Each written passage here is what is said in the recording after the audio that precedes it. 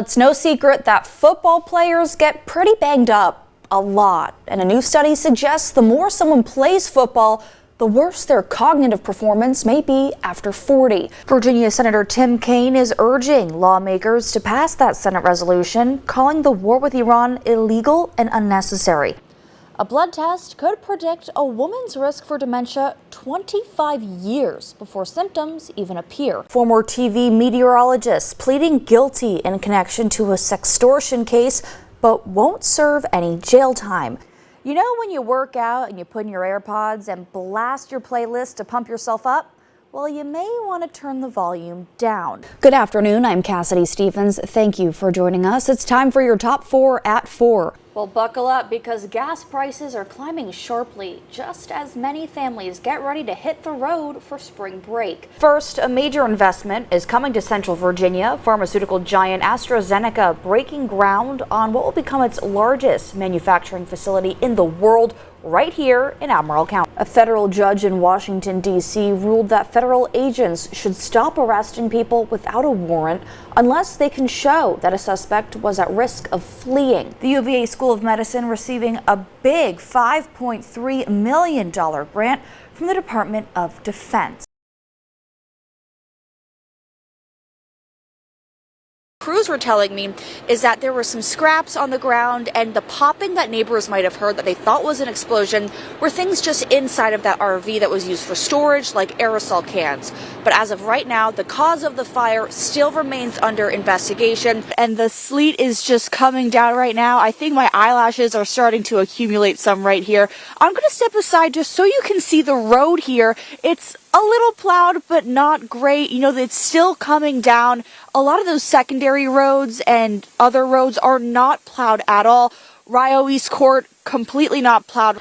Bo, I'm going to be honest, I couldn't hear you over the sound of freedom ringing right now. We're at the Wildlife Center of Virginia, and we're joined with Connor, Haley, and Buddy, the bald eagle. So tell us a little bit about Buddy's story.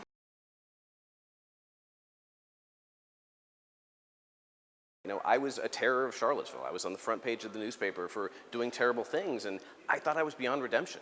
Meet Jesse Crossan, a Charlottesville native, author, and a man who served 19 years behind bars. 18 years old, I was strung out on cocaine. I was out of my mind. I was basically like a feral animal. And I would have done anything to keep my head above water, and that included committing a robbery and committing an unrelated non-fatal shooting.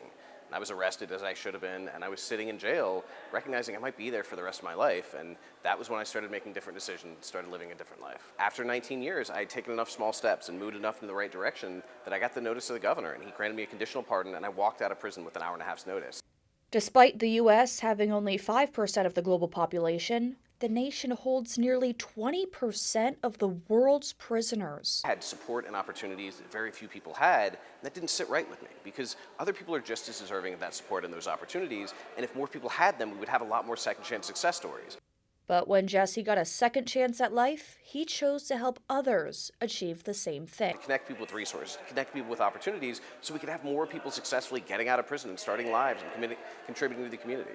The Second Chancer Foundation connects justice-impacted people with qualified mentors and technology, so they get a second chance at life on the outside. We appreciate all the support for the work we're doing in the Juvenile Center, for the video game we're building, for all the programs we're doing to try to make sure that people have that support and opportunity that I needed, that allowed me to be successful, that I want to see other people have. And with his vast social media following, his inspiration is reaching more people than ever before. I want people to know they don't have to be defined by the worst moment of their life, that that doesn't have to be the final chapter, that all they have to do is keep going and keep living and keep making different decisions. I want people to know that accountability, as uncomfortable it is, really is the first step to freedom. And I want people to know that those tiny decisions we make, those tiny habits of every day, lead to amazing places.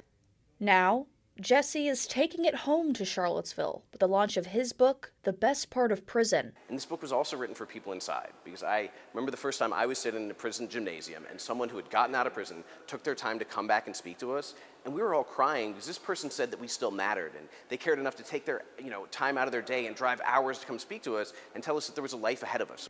As Jesse continues to inspire people with his story, one page at a time.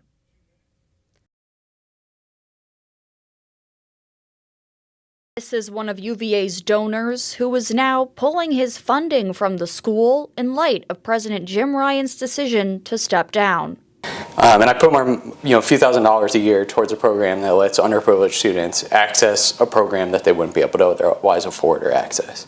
But the donor, who did not want to be named, says the circumstances surrounding President Ryan's resignation were questionable. It really has to do with the way in which he has been forced to step down. So I started looking into this, and it's important to think about who wants him to step down and why do they want him to step down right now. When the donor told UVA his decision, he says they were just as surprised as he was. To see the news on Friday that Jim Ryan had stepped down, that they told me that they were in shock, they were still trying to sort out what was happening and why, but that they understood why I was upset and why I was frustrated. Now he's turning his focus to the Board of Visitors and what was happening behind closed doors. They're not interested in DEI. They're not interested in specific programs. They're not interested in what's happening. They want him to step down. And the reason they want him to step down is because they want to create a vacancy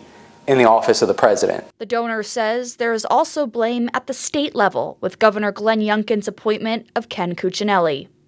His legacy on education is going to be that he took the keys to the flagship state of the university, one of the best universities of the world, and handed the keys to that university to people who said that they want to destroy higher education in the United States as we know it. And that's going to be Governor Youngkin's legacy on education in Virginia.